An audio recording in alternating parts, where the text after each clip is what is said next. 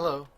Today we have a particularly, to me at least, fascinating topic, the rise of monasticism in early Christianity. Week 17.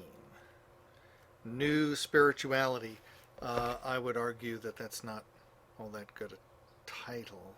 Anyway, we'll go through the chapter first, and then we'll look at the Creeds, Councils, and Controversies passages that I, chose for us, and then I want to tell you a few stories about the monastic movement.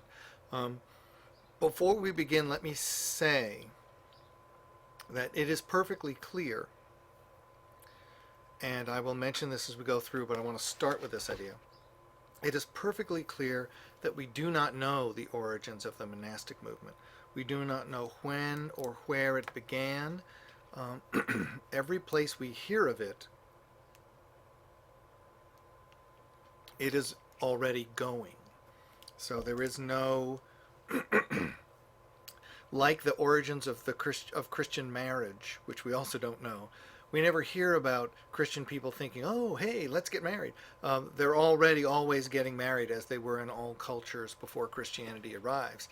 And in the same way with monasticism, as soon as stories about monasticism begin, they begin from the point of view of monasticism being already there. And they talk about new people doing it, or they talk about especially important people doing it, or they talk about its spread. But we do not know its beginning. There are many things that can be said about this. If you are looking for a doctoral degree topic, there are dozens and dozens that are very obvious to do with the rise of monasticism. Everything you write will be published, and everything you write will be disagreed with. We do not have the information needed to make pronouncements on this. Now, it's possible, of course, it's hard to imagine what that information would be, but it's possible that new information will be discovered, new papyri, stuff like that, even new archaeological things showing buildings that were used for monastic purposes, though the archaeology done around the area that the Dead Sea Scrolls were discovered in has demonstrated, among other things, that it's very difficult to tell when there are monastic buildings involved, because monastic buildings, in the end, if you really look at them, monastic buildings look like everybody else's buildings. They have bedrooms, and they have, there may be buildings with bedrooms for lots of people, though of course you never find any furniture in any of this, right? There may be buildings that look like they have bedrooms for lots of people, but of course they might be army things, or they might be inns, or they might be, any other number of possibilities. So if you are looking for certainty, historical certainty, this is not the study for you. However, if you are looking for interesting examples of different ways in which to lead a dedicated Christian life, then this may very well be for you. I'm going to send you two bibliographies, this time both of them longer than they really ought to be. One on monasticism as such, and one on dedicated Christian living, especially with some references to things east of Egypt. From the very beginning, many people in the church have had the idea that monasticism comes from Egypt. Certainly Egypt is the most famous place in the early church where monasticism is. Certainly people who were living monastic lives loved to go to Egypt and talk to the fathers and mothers there. All that's true, but it seems inaccurate to say that monasticism comes from Egypt. We know a number of other places where it seems to have spontaneously generated without a connection to Egypt being necessary. So to say that Christian monasticism comes from Egypt is incorrect. To say that Egypt is tremendously influential as an early source of monasticism, this is how you get to be a professor. That is correct, but it's not as dramatic. People like to say dramatic things. It is certainly during here now, we're looking at chapter 17 in Hall. It is certainly during the 300s, the 4th century, that monasticism seems to explode in the Roman world and beyond. there may well be connections between the disappearance of pressure from the civil culture, in other words, opportunities for martyrdom, and the seeking of another way to dedicate your whole life to living the faith, a kind of long, long process of martyrdom by being a monk. By the way, monk is not a sex-specific term. Monk is either a man or a woman who goes off to live alone, which is what monk means. Um, Strictly speaking, people who are living religious lives in communities are not monks. Everyone uses the term that way, but they're not. Um, Strictly speaking, monk is not a contrast to nun, though in English we use it that way. Um, anyway, just so you know. The proper term for all these people, a monk is someone who goes apart to live a religious life, a solitary life is a monk. Someone is living a religious life if a person, or a regular life is the Latin term, if you are living according to a rule. Many Eastern monastics, Eastern religious people, even in the present day, do not live according to rules. One of the things also to keep in mind is that Latin Christianity develops orders of monks, like the Benedictines, who all follow the Benedictine rule. Of course, they're not actually monks, right, because they're living in groups. That is not the order in the East. There are no monastic orders in the East. Different monasteries organize themselves however they want. Everyone is independent. And there are monasteries that are called idiorhythmic, where everyone living in the monastery lives according to his own pattern of life. So just because you live in the same building with people doesn't mean you go to chapel with them and stuff. This is completely counter to the Western imagination when we think about monks, but that's the way it actually works. So we need to understand from the very beginning that this whole thing is very multiform. There is we know no original form of monastic life. We know no original form of religious life. It seems to spontaneously grow in multiple different ways in multiple different places. It makes perfect sense to begin, as he does on pages 174 and 175, with a kind of array of different early people we know about who leave writings behind.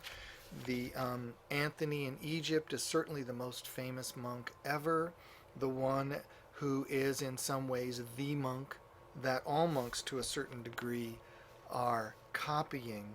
He clearly is not the original.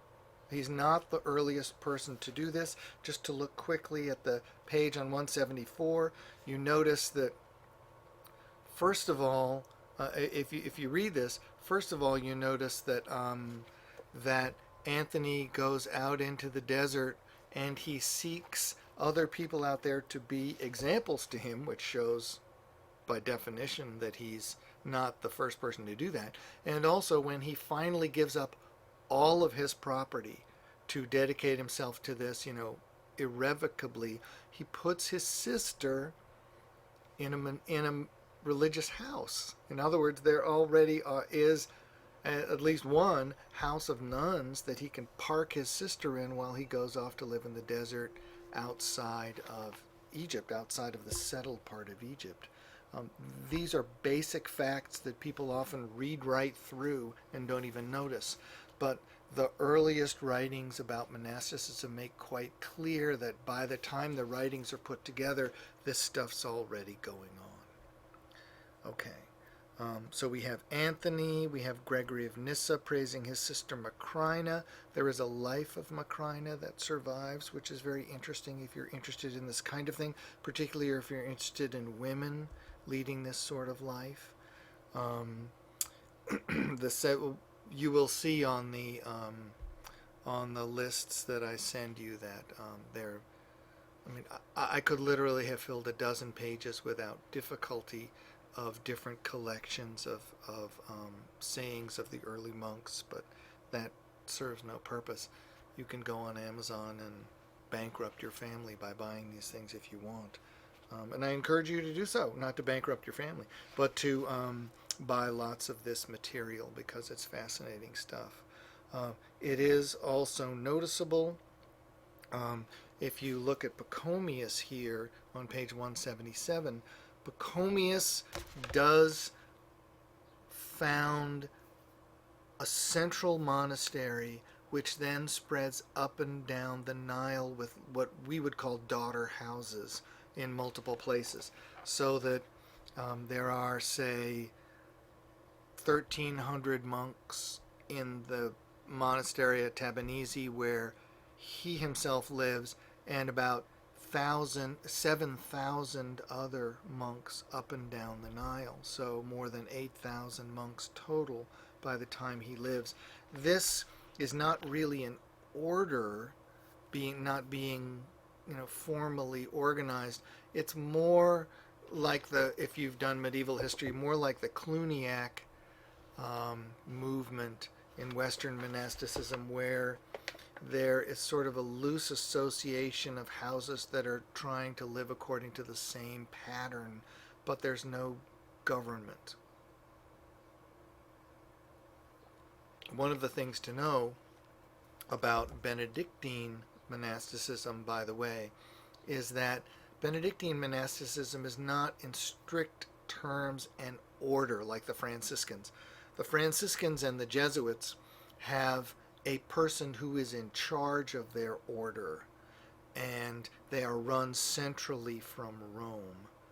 The Benedictine order is composed of all of the monastic houses in the Roman Catholic Church, and you could argue about whether, say, an Anglican house following the Benedictine rule is part of that order or not. That's set that problem aside. All of the houses that live according to the Benedictine rule are called part of the Benedictine order, but as a matter of fact, every Benedictine abbot stands on his own. He has no connection to the local jurisdiction.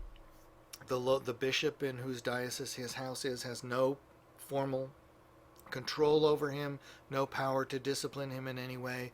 Only the Pope stands over a Benedictine abbot. Other than that, they are completely independent, much more independent, much more powerful in that regard than any bishop anywhere, all of whom are members of colleges and local conferences and all that kind of thing. Abbots are not. Abbots are completely independent, just so you know.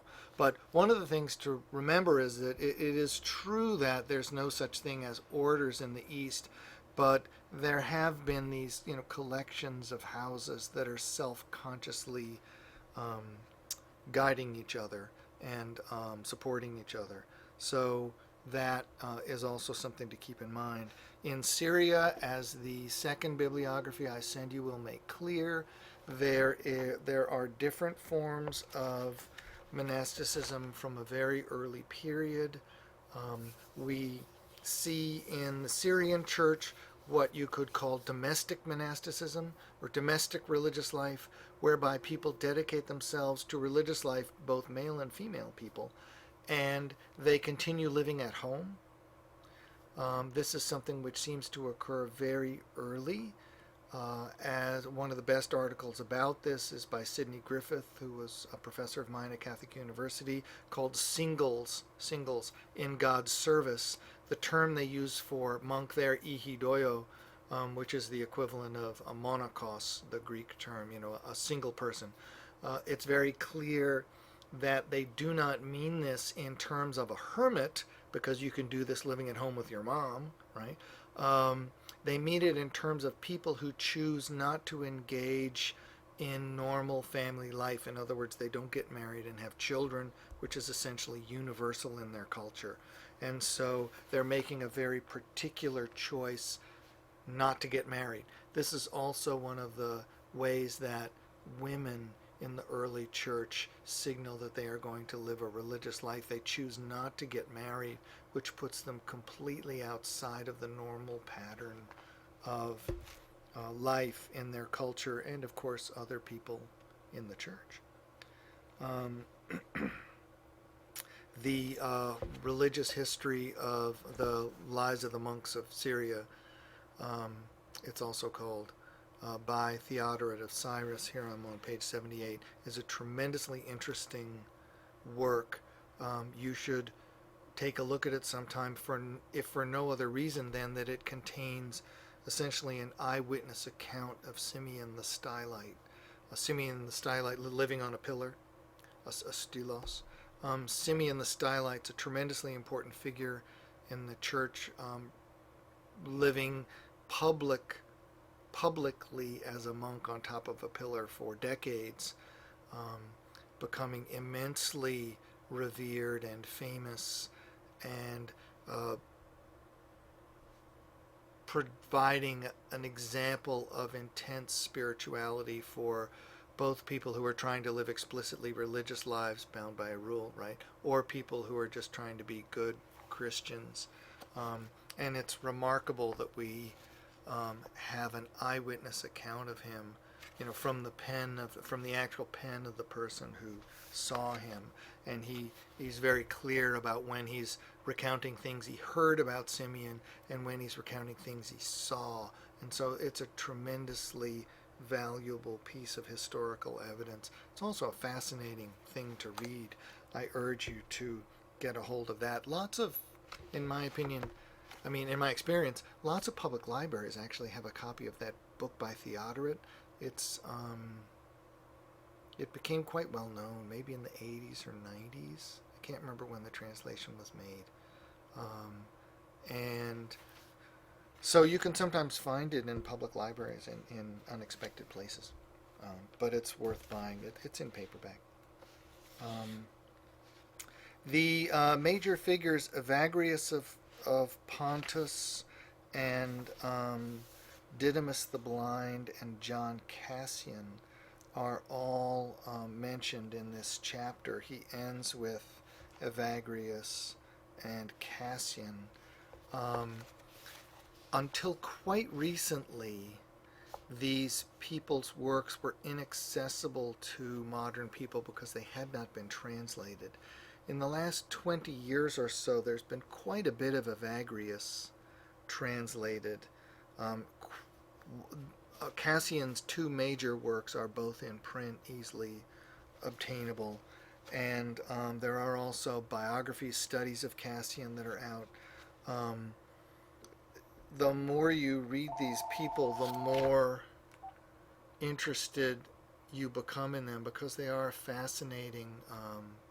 They are fascinating figures, and I urge you to take a look at these bibliographies that I'm sending out. I provided notation for both of Cassian's major works and two studies of him. For the most obvious things from Evagrius of Pontus, which are also newly out, I noted down. I've spared you things like Gregory the Great, and there's an endless literature of monasticism, because monks learn to read in order to read the Bible and to recite the Psalms and to sing the services. And monks who live in houses tend to not only have books in their house but also produce books. This continues up to the present day with people like Thomas Merton and others producing books designed for monastic and other use. One of my college classmates, actually, Columbus Stewart, who is now a Benedictine monk in Minnesota and an Oxford-trained scholar of the highest rank, wrote a study of John Cassian. Also wrote a study of the Messalians, but I didn't give you that note. But I gave you the Cassian study. Self-consciously writing something that he thought could help other people who wanted to live a monastic life to understand Cassian the better. His book is called Cassian the Monk. So, setting up Cassian as a model for one of the ways in which you can be a monastic in any age. So, just to sum up, the value that I see in Hall's chapter, unlike most treatments of monasticism that you can still read, that you could find in a Borders bookstore or Barnes and Noble. Hall is very clear on the fact that monasticism is beginning in multiple places, and that's a very important point. He's also very good on showing you that there are multiple sort of traditions inside monasticism, and that there's quite a bit of intellectual variety going on here. People read other people and are influenced by them. Some of them get in trouble, like Didymus the Blind and Evagrius of Pontus get in trouble for being too Origenist. More about that later. As a matter of fact, next week we talk about Origenism, and you can see why, unfortunately, a lot of this material has been destroyed because Origenism came to be a bad thing for later on, and so a lot of their stuff was lost. It's very important to see that on a basic level, monasticism is always practical. What monks are interested in is writings that will help them live a better Christian life. The reason anyone enters religious life, unless you're, fleeing persecution, or if you're one of these now feminist heroines of the Middle Ages and your father's trying to make you marry some, old warty prince, and you don't want to do that and you flee to the monastery, then, you're sort of looking for safety. That's a different thing. But anyone who's seeking to live a religious life is trying to be as good a Christian as possible, and trying to do that according to the pattern of whatever rule or monastic house or tradition he or she decides to follow. And there are hundreds of different ways of doing this. Still in the present day, the Roman Catholic Church includes scores and scores at least of recognized religious orders that have different rules and different ways of doing things. Roughly speaking, they all tend to have certain basic things in common, but there's a tremendous amount of variety. And of course, there's also always has been a relatively large strain of people who want to live singly, as in a way that we would call eremitical, as hermits. And those people do all kinds of different things, many of which are not known to people outside. And because they are governing their own lives, oftentimes they don't write down any pattern that they're following, though they're usually following a pattern. So there are dozens at least. I mean, I could easily say hundreds and be correct, but there are lots and lots of patterns of religious life that the outside world will never know that people follow.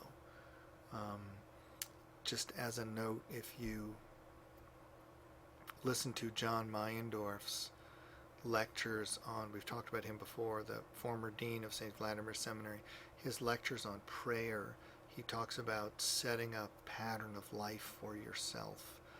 And as far as that goes, he's very traditional. The Christian tradition is that everyone should have a pattern of life that he or she follows. But what the pattern is up to the individual.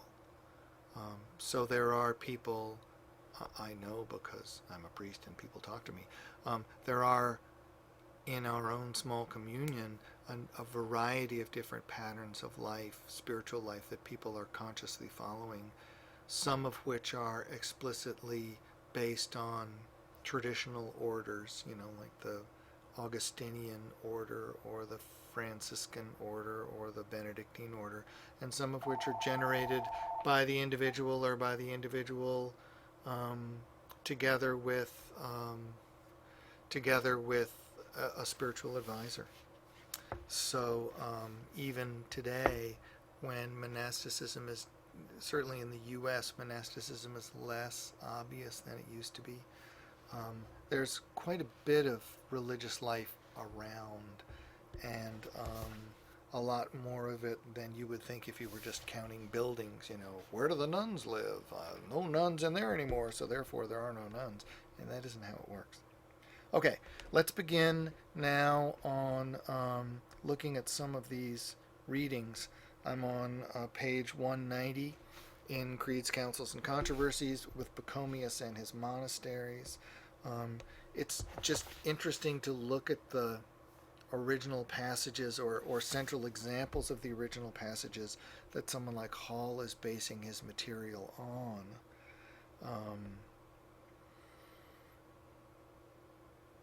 This is clearly, for example, where Hall is getting his statistics in his chapter from this, Sozomen, Book 3. It's a relatively brief description.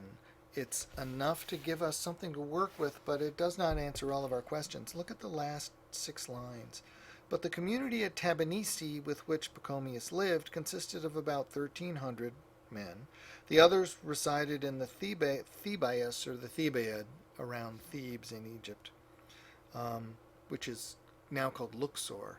Anyway, and the rest of Egypt. They all observed one and the same rule of life and possessed everything in common. They regarded the community established in Tabanice as their mother, and the rulers of it as their fathers and their princes.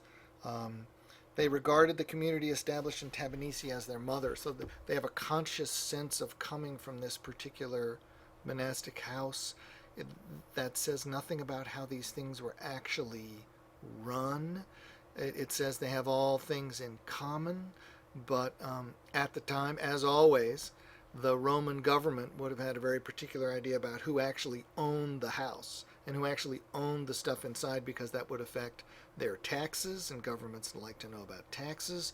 So we have no idea that kind of thing, whether the house at Tabanice owned everything or whether the individual houses were separate foundations recognized by the civil authorities as being so, whether every house was owned by the abbot, which are all possible ways of doing that.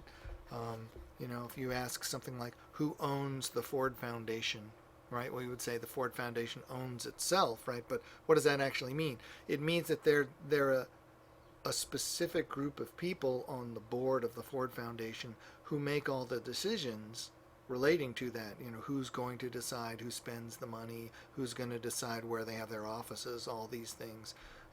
We know how that works because it's current with us, but if 2,000 years from now someone found a line that said the Ford Foundation, comma, an independent foundation, an independent charitable organization, what does that mean? There are a lot of different possibilities even in our culture, and it's very important to understand what you know and what you don't. And we don't know a lot, even though Pachomius's movement was one of the more organized ones. John Cassian here in the Institutes, Book 4, on page 191, talking about getting into the monastery. And notice, first of all, that as up to the present day is the custom that the pattern is for the monastic house or the religious order to try to make you go away. One of the things, this continues now, one of the things this shows is that these houses recognize that, and this is a very important point, the monastic movement never imagines that all Christians are going to be members of these groups. The monastic movement always realizes that it is a particular choice for people who have a particular vocation, who have a desire, to live a particular kind of life. And that also that it looks very different from the outside than it feels from the inside. I have a friend who is a Trappist monk. I haven't seen him in a long time, but I used to see a lot more of him. One of the books that I didn't put on my lists, I think, very famous one called The Love of Learning and the Desire for God, which is about Western monasticism. And I asked him once, what do you think of this? And he said, it's the kind of book that people who aren't monks write about monasticism, he said. In other words, it's kind of a romantic, yearning for God and stuff. He said, and if you actually are doing it, he says, it's not like that. So that realization is one of the reasons why if you show up at a monastic house, they try to make you go away. Because since, of course, you're judging your desire to be there by an outsider's view of what they're doing, their assumption is that you basically don't understand what it's really like. And so these organized monastic movements would try to push you away. Now, let's pause a moment. People like Anthony, who decide that he wants to live a religious life alone, he doesn't go anywhere and apply, and he doesn't join anything. What he does is give away all of his property except for a little bit, leave his sister to be babysat by someone else, and walk up away from the Nile Valley. The river being the lowest part, he goes up into the desert. That's why it's called anachoresis, which means going up. That's why these people are called anchorites. They go up out of the Nile Valley into the high desert, and he makes a little hut out of rocks, or he lives in a little cave by himself and says his prayers and does whatever he wants to do. He doesn't join anything. There's no recognition. He doesn't own the property he lives on. It's just completely, it's as if I went out, and walked until I got to Ohio and found some little open land and just lived there. That's, it's completely free form and unofficial. So, and this, in the original explosion of monasticism, the just go off and live in a cave someplace model seems to have been the pattern of the great majority. The people who were living in organized places where, the kind that Cassian are talking about, where you could show up and they could not let you in the gate and stuff, that's a clear minority of the people who are doing this in the early period. In the West, because, for reasons that everybody fights over, but in the West, from the very beginning, it seems to be the majority of people who do organized things. And in the East, it seems to be the majority of people who do non-organized things. You can make of that what you will. I have my own opinions, but that's for later. Look here at number 132. Jerome is living in the 400s, late 300s to the early 400s. And notice that they have quite an organized pattern, and they have things like a system of taking care of the elderly and the young. Let me just read you this top paragraph on 192. The sick are attended with wonderful devotion, food being made ready for them in plenty. So there's organized provision of meals, which is important. Those in good health practice a stricter abstinence, than the sick. Twice a week, on the 4th and 5th days of the week, they fast entirely, except at Pentecost and Easter. On other days, those who wish to do so take their meal after midday, and at supper they put some food out for the sick, the old, the young, and those in high fever. Some eat but little at the second meal, and all this kind of stuff. Brethren of the same trade are lodged in one house under one superior. He's talking about a pretty large house. For one thing, they have multiple dormitories, depending on how you make your living, because these monks have to practice a craft in order to make money to live on. So they make, monks very famous, they make stuff. They make pots and they make baskets, and they, do that kind of work that a lot of them made papyrus that they sold, which was a way of making money. It's quite organized. Let me say quickly that when they talk about the young, from a very early period, these houses that were organized were clearly places where, if parents died of disease, children could go there to be taken care of. If a family had too many children, couldn't feed them, they could take a young one there to leave to be reared. This is what happens to the Venerable Bede. He's left at age 6 or 7, I think, on Iona, or I can never remember, Iona, Lindisfarne, one of those. He lives there his whole life. Archaeological work has been done on big early medieval monasteries, or what we would call Byzantine monasteries, in Jerusalem and around the Holy City in Palestine. And they have discovered that between 40 and 50% of the people living in these monastic houses were under the age of, say, 14 or 12. In other words, we imagine, if you see that movie, The Name of the Rose, and all the monks are 300 years old, and crouched over. We imagine monastics as being elderly men all dried up. But as a matter of fact, as far as we can tell, the age, as in all ancient cultures, the population was pretty young because everybody died, right? But the average age at a big monastic house is, something like 13. These things are much more like boarding schools than they are like old folks' homes. And that's an important thing to keep in mind. The pattern of life and the experience of life would have been very different than we imagine. One of the reasons, of course, that monasteries begin to develop schools is because they're educated places where they have books and they can do that.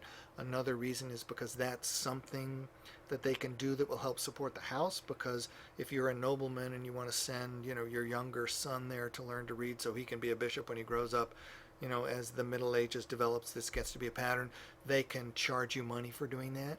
And another thing, of course, is that if you are living in a community that has tons of kids, it's it's natural to have a school. It keeps them occupied. It makes them able to do things if they leave. It makes them able to do things if they stay. There's a lot to think about in this whole pattern. And let's go to 78 now. This seems very scattershot to me. I'm sure it seems scattershot to you. One of the things to remember is that our information about this whole category of life in the church is very scattershot. And everyone who writes a book like Durwas Chitty's book, The Desert a City, which is on your list, which I urge you all to read. It's a great place to start for monasticism. His book is compounded of decades of years reading all sorts of things and then trying to put them all together. There's no single place where you can go and have it all laid out for you. So making particular points based on particular things is the best that we can do. It's the only way to make sense of this material. Basil here, in the longer rules, he wrote two sets of rules, the shorter rules and the longer rules, which are in print in English. And this is clearly designed for people who are going to actually do this. It is a collection of practical rules about how this could work. And part of this, he was a writer of religious rules for groups of people living together. He was a believer in the group life. So much of this is an argument for the usefulness of a group religious life as opposed to a single one. Look at the second paragraph here in 115. I recognize that the life of a number lived in common is more useful in many ways. First of all, in practical ways. To begin with, none of us is self-sufficient, even as regards bodily needs. If you look at the top of the next page. Secondly, in such separation, if you go off and live by yourself, the man will not even recognize his defects readily, not having anyone to reprove him and set him right with kindness and compassion. Right? If you live in community, other people can point out to you your shortcomings, and you can point out to other people their shortcomings. If you look at Matthew, it's chapter 14, I believe, where Jesus talks about this. This insight goes all the way back to the very beginning of Christianity. How can you show, for example, humility? On the top of page 117, if you have no one in comparison with whom to show yourself humble, if you don't have anyone, why would the monastic community take care of the sick? Well, it's a way of showing charity. It's not only a necessary practical thing for the people who are sick, it's an opportunity, a religious opportunity for the people taking care of them to show charity for people who need it.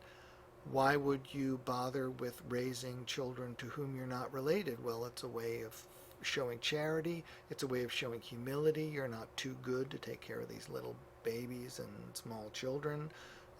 All of these things are charitable opportunities. More on that in a minute. This is a very interesting way of thinking about the advantages of group living. Right? Here's Martin of Tours monastery on page 183, selection 126. He occupied a cell next to the church, and then when he got to be too popular, he made himself a hermitage 2 miles from the city. His cell was built of wood, and they just had little, shelters. There are about 80 disciples there. What you see in this pattern is Martin is a very charismatic figure. And so he starts living a religious life and people start clustering around. And so he goes away to get away and they follow him and they build all these huts and you end up with a community and they start organizing themselves. This is exactly what happens in the desert in Egypt. Anthony goes out to be by himself and people start hearing about this amazing guy Anthony who's out there.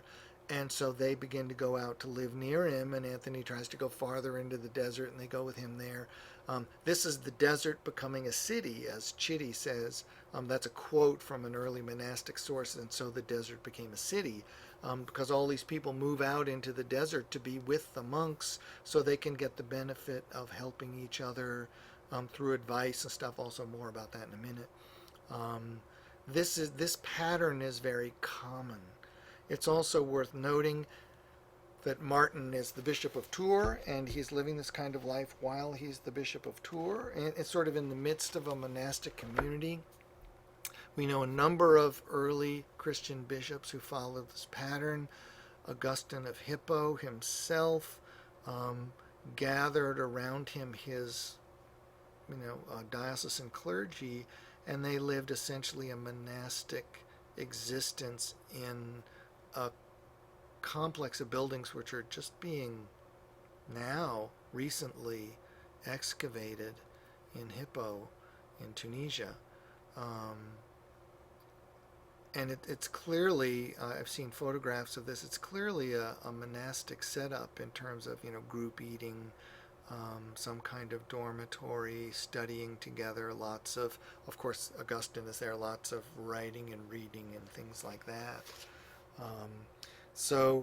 Because of the things that Christians want to do, learn to read, say their prayers together, read the Bible together, sing hymns and psalms together, and because of the practicalities that go along with that, if we're going to spend all of our time praying, we need to get money from somewhere. If we're going to get money from somewhere, we have to train people to do something that will bring money in.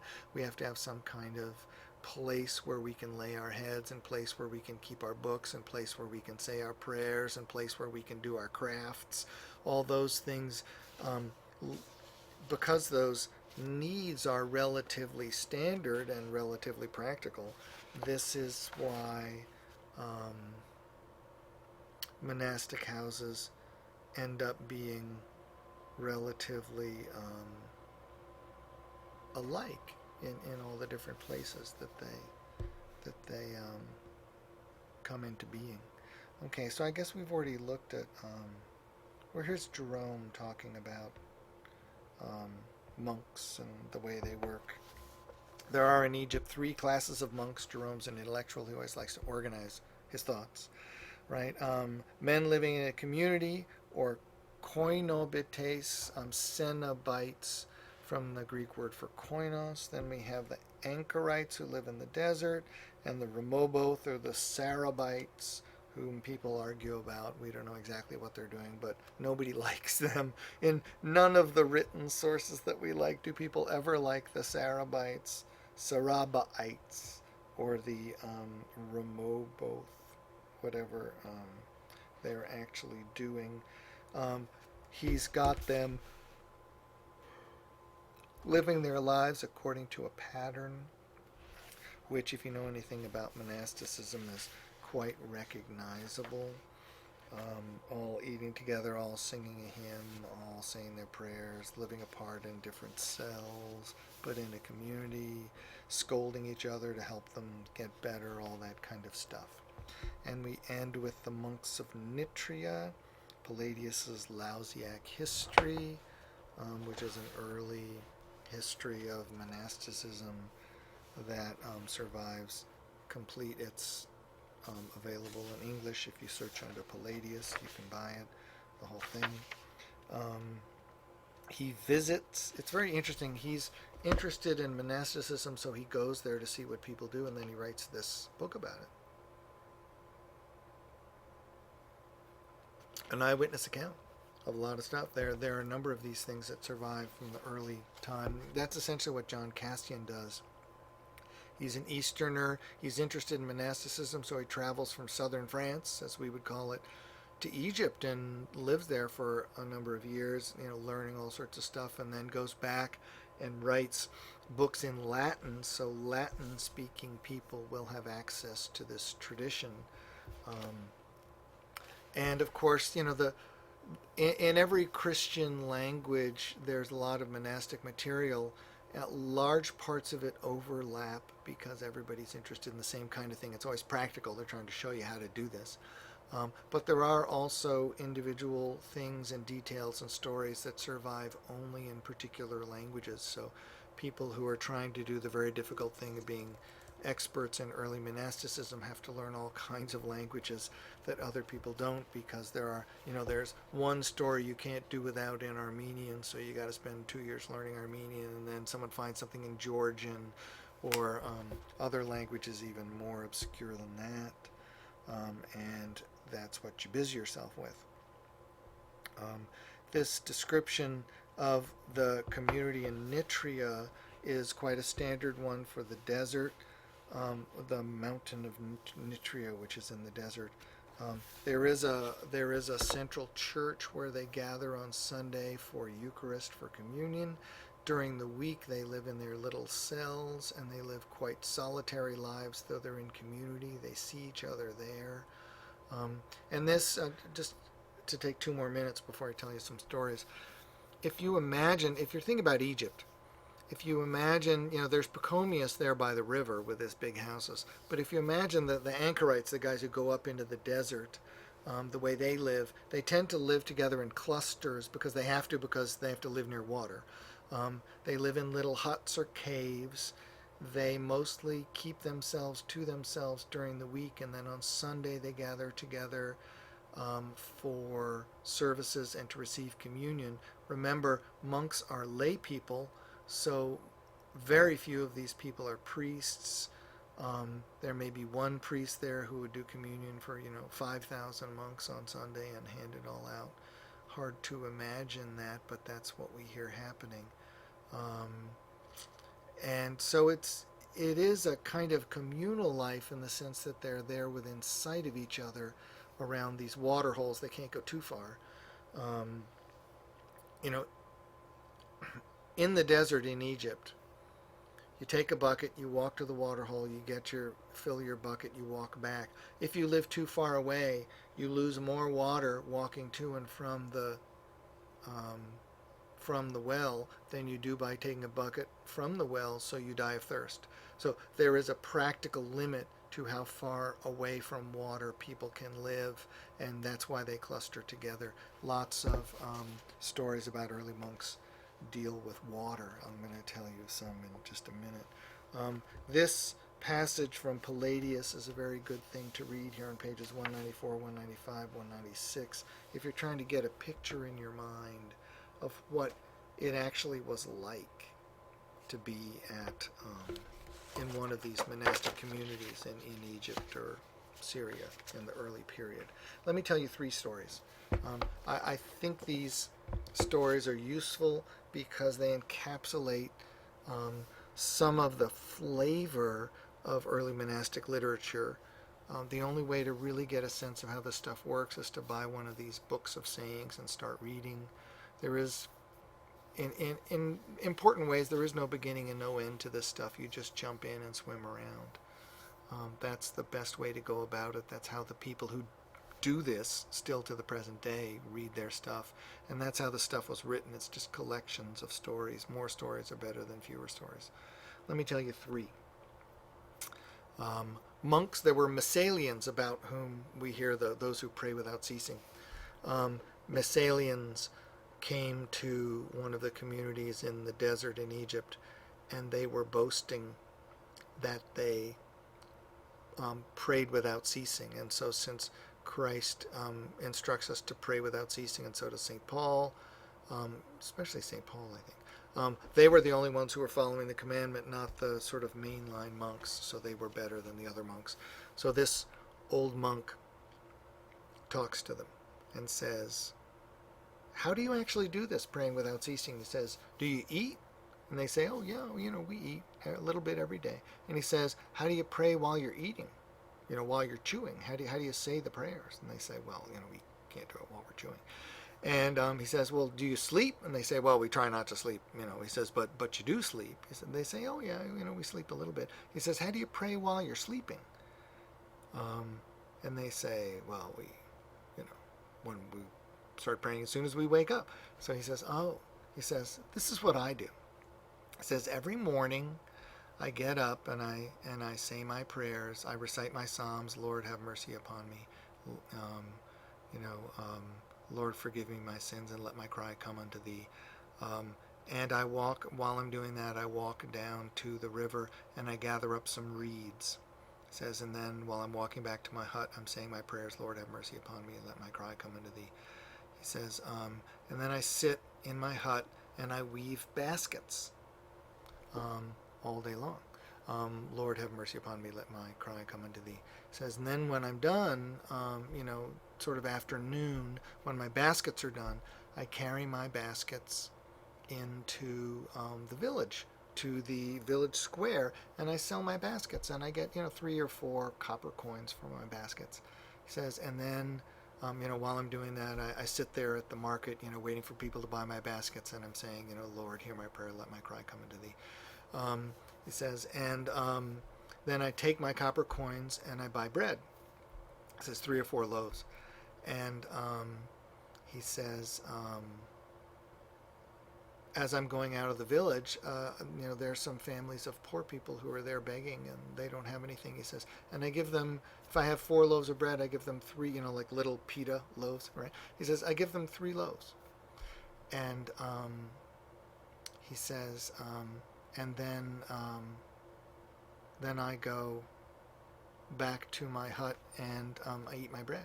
He says, while I'm eating my bread, the poor people that I gave my bread to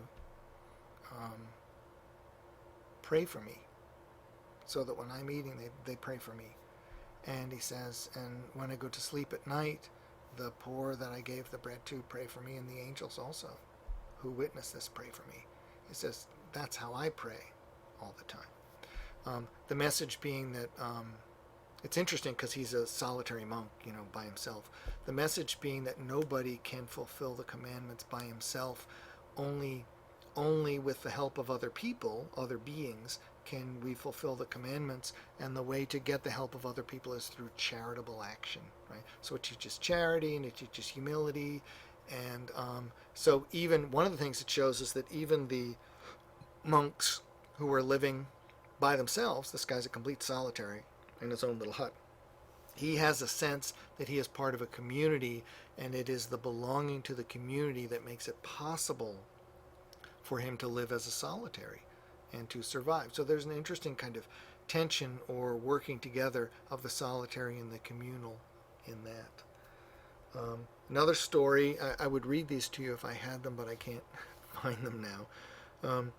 Another famous story is there's a young monk who's, he goes out to the desert and he's there for 2 or 3 years and he's saying his prayers and he's getting depressed because he doesn't feel like it's working. He says, I came out here, into the desert, live in this hut because I was going to purge myself of my sins. He says, and now I've been here 3 years and I'm still sinful and it's not working. And, what's the point. So he goes to, he goes to another hut, and there's the old guy there who's been there 65 years. And he says, Abba, Father, it's not working. I'm thinking about going home because, I've been here 3 years, and I'm saying my prayers, and I'm still sinful. And, I still have, cruel thoughts, and I struggle with lust and all that kind of stuff. I'm still sinful. And so I'm just going to pack it in because clearly this is not for me. And I don't get the point. What's the point of all this religious? Here's a good question for a monk, right? What's the point of all this religious devotion if I keep doing it and I don't get any better? It's supposed to make me better, and I'm not better. I'm just as bad as I was before. So the monk goes over to the young guy's cell, and he says, "You got buckets to take, to get water from the well?" And the guy says, "Yeah, I got buckets. Because you got to have buckets." He says, "Okay, I want you to take 2 buckets."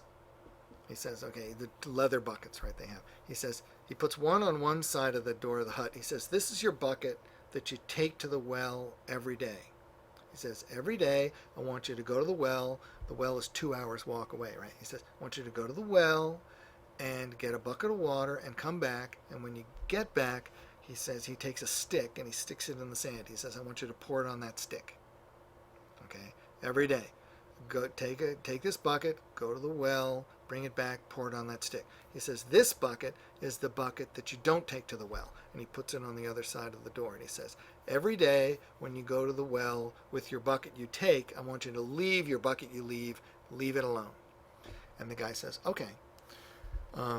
So he does this, and he does it for 3 years, right? This is the way these stories work. He's been there 3 years, right?